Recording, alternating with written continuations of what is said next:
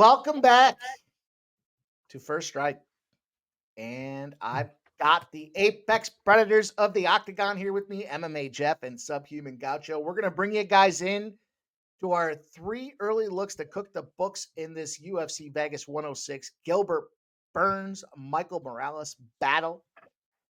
Going to talk to the boys. We got three fights picked out for you guys. We got some nice opportunities to cash and get some plus money spots out there. Let's start with MMA Jeff. How you feeling? You ready for this one here? Last fight before Memorial Day. Yeah, last fight back to the baby cage. We got a bit of an earlier start. I think we got 12 on the card. We'll see what happens after the weigh-ins. Hopefully they all pan out, but I think there's some exciting matchups here. I think we're going to see some action as we typically do inside the smaller cage. Yeah, I'm looking forward to it. Going to be fun. Obviously, the baby cage, Vegas. It's a 4 p.m. start, Sub. Does that impact your ability and decisions and how you move forward? Um, Not so much. I do always like these early cards though. Earlier the better. I don't mind the morning cards when we get them in Asia and what have you. I am looking forward to this card from a betting perspective though, man. I kind of felt like I was forcing things on that pay-per-view last week, and boy, I was getting lit up before things kind of took a turn, and it all ended well, but kind of scary in the early going. This card I'm far more bullish on. I think there's a lot of great betting spots here. Man, I was fired up with that pay-per-view card. 3 in a row to finish her off was a big night, but we always do it best in the baby cage, boys. The Apex seems to be where a lot of people wane and we win, and I'm excited to talk to you guys about this one. So Jeff's going to pop us off right off the gate with a Costa Arosa battle. Might as well get to the getting, boys. Let's get this cash. Good luck to everybody on their UFC cards, and we'll turn it over to MMA Jeff to tell us how he's getting paid. Yeah, I'm looking forward to this flyweight fight. We've got this is the curtain jerker on the main card, as long as the fights don't get flopped around. We got Arosa versus Costa. You got Arosa, who's got a slight height and reach advantage. He's also got an age, whether it's advantage or disadvantage. He's 35 years old. He is 31-11 as a pro. That's 42 pro fights. You know damn well this guy's going to bring some experience. Now, this is his third stint in the UFC. He's been out and in and out and in. This is also his best stint. He's on a 3-fight win streak right now. He's coming off the win over Elkins about a month ago, though, which is making this a pretty quick turnaround for him. He's got, 3.5, 4 weeks to train for this fight. He's a pretty high volume. He's a pretty high volume striker. Excuse me. He's not afraid to grapple and mix in the leg kicks, so which makes him well rounded. A lot of these fighters, as we get into the UFC, the higher ranks, highest rank, are pretty solid strikers and well rounded fighters. As I mentioned, he's got that 3-fight win streak. One thing that did stand out to me, though, as I was looking back at some of his fights and some of his tape, is 8 of his losses have been by KO. Now, at 35 years old, is his chin going to withstand the striking of Costa? You got Costa at 28 years old, 23-7. He's a very active fighter. I think he's fought 4 times already this year. He's also on a quick turnaround. He fought about a month. I think he fought the very end, the last fight card of March. So he's just about a month out as well. So 2 fighters on quick turnarounds. He's also on a 3-fight win streak. 2 of those wins came by submission, 1 by decision. Looking back at his tape, he's looking better and better with each and every fight, which gets me excited about this one. I think we're in for a pretty exciting matchup. He's also a well-rounded fighter. He's got power in his punches. He's willing to throw combos. He'll take a look for some awkward shots potentially to grab maybe connect at an awkward shot that somebody's not necessarily expecting. He's also willing to get to the ground and scramble if needed. He's got great takedown offense. He can certainly get a guy to the mat, which again makes this one a pretty exciting fight against Arosa. I think he's going to want a game plan to keep this one on the feet personally to get the win out of here. But I think Arosa ultimately is going to come in here with his length and his volume and try to overwhelm Costa. At some point, I think Costa's going to catch him with a slick combo and either drop him to the ground, jump on and ground and pound, or if Arosa does manage to get dropped and grab a leg and start getting into a tangle, I think we're going to see some scrambling out of Costa and potentially looking for some submissions. I think Costa's going to get this one done either way. I didn't want to necessarily pick KO or a submission. I'm going to roll with Costa to get this fight done inside the distance. I grabbed this at plus 125. I think this is a smart play. It correlates with the under from the books right now, which is juiced at 2.5. I think if anyone's getting this done, it's going to be Costa, and I think he's going to get it done inside the distance. Which Mike picked an exciting fight that I'm excited to hear about. We got Paul Berju Craig versus Bellato. Mike, are we getting paid in this? Craig and Bellato, Jeff, you nailed it. This is a battle here. It's a co-main event battle, so you know I have an affinity for these spots. We've been making so much money. I've got to go right back to it here. Look, let's start this thing out right off the gate.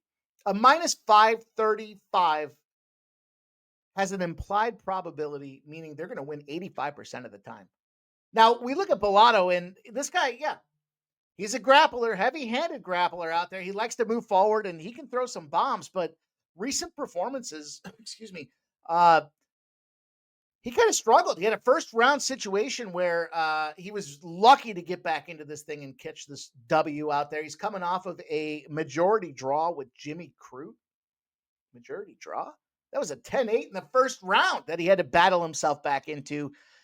I don't know if he gets his game plan or his strategy focused or if they just get better with coaching as things go on there. Not the best takedown guy, but man, we saw that ground and pound once he gets him taken to the ground is vicious. I could see him taking a game plan that says he wants to get that submission. And on the other side of things, when you look at the Bearju, listen, this takedown defense pretty much stinks. He definitely wants to be a dangerous grappler in his own right. And the thing about this guy is he's never out of the fight.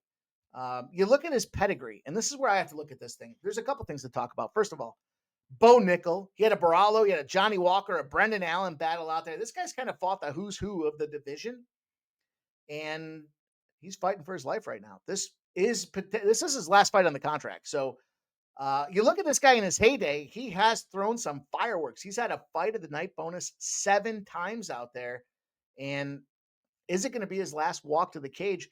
I just have this sneaky suspicion. You put this guy backed up against the wall in a corner, no pun intended with this cage here, you're going to get a dangerous fighter. And the thing they have to look for is if you give him room to grapple, you're in trouble. He's okay at he's kind of okay across the board. He's okay at striking, but he does have that big power opportunity. And if Bellato's going to come out there and try to throw those bombs early, the counter is very much alive for this guy, again, who's fighting for his UFC life. His takedowns, not great either. But I think he can certainly lay and pray out there and do enough to give these judges an opportunity. I guess post-fight, the question is, what does it look like for him? Most likely it's going to be a situation where he gets a fight-by-fight contract. But at 400, again, that implied probability is just unnecessary. We have seen these dogs in the co-main event win time and time again. And I'm catching a plus 400 for a guy that is literally on his last legs in the UFC with the better pedigree of fighters. Bellato's got to show it to me, and I'm going to take the swing here at plus 400 to see if he can, prove me wrong, Bellato, but I'm going to take Paul Craig here. I like the Bearju plus 400. Subhuman Gotcha, looking forward to talking about this Gomes Reed spot for you. The floor is yours, my friend. Good stuff. Thanks, Mike. Looking forward to both those fights, especially that first one, Erose Costa. That really does have fight of the night written all over it for me. But speaking of this women's strawweight bout here, we've got UFC veteran Elisa Reed taking on the young gun Denise Gomes.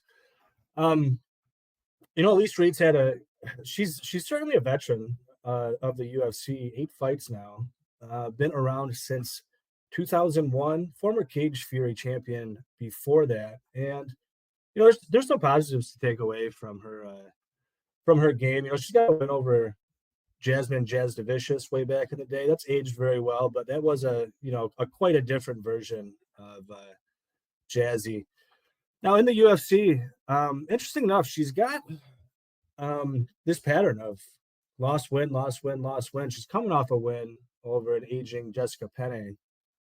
So that means she should be due for a loss, and I certainly think she is due for a loss here. That's not really a hot take. She comes in as a about a plus 380 underdog. So I'm not really making a bold prediction with that one, but I think it's a very poor matchup. Elise Reed, there's some positives to take away from her game. I think her striking's pretty good, pretty clean. One of her big problems is her striking defense, though. It is very bad. This woman blocks a lot of punches with her face, and that's a bad strategy against Denise Gomes. Gomes comes out of this camp down in Brazil, the GAEA project. It's women's only camp. She's been a longtime training partner now of Jessica Andrade. Now, Jessica Andrade kind of aging out, but in a lot of ways, I think Denise Gomes is kind of the next generation of Jessica Andrade. She hits extremely hard, and as I say, blocking punches with your face is a bad recipe when you're fighting somebody that punches as hard as Denise Gomes does. Denise Gomes done well in the UFC so far. She's only 25 years old. She comes in at 4-2 to this bout, and apart from the fact that I think she's very live to knock out Elise Reed on her feet, one of the things that I think consistently gets kind of underrated when it comes to Denise Gomes is her grappling. I mentioned Jessica Andrade. Jessica Andrade is a good top player. We saw what happens when she's on the bottom against a bigger, better jiu-jitsu player, such as Jasmine Jasudavicius last weekend. But Jessica's a good top player. I think Denise Gomes is better both on top and on bottom. Despite not having a submission victory in the UFC, I've been actually playing her submission at enormous numbers. I played it against Carolina Kovacevic. I think it was 18-1. I played it against Mora too. I believe it was 20-1 in that one. Mora is a win that has aged well because she is a grappler, and she was able to take Denise down here and there. But again, Denise's got a good bottom game. She's got a good top game, and boy, does she punch hard. She's the only one in the UFC to knock out Bruna Brazil, and that includes Kong Wei. Bruna went up and fought her at 35 not long ago. I don't know why the UFC did our girl Bruna Brazil so dirty, but fact is, I think that Denise Gomes has a pretty easy path to victory, and that's put on the wrestling shoes. But even if she doesn't and she wants to strike it out, I think she's very live for a KO here. So pretty simple for me. Give me the younger fighter, Denise Gomes, inside the distance at plus 170. And I do have a wager on that submission. We're not getting the big tasty lines anymore, but you can still find 650 at Bet Rivers. I'll have some of that as well. Denise all the way here.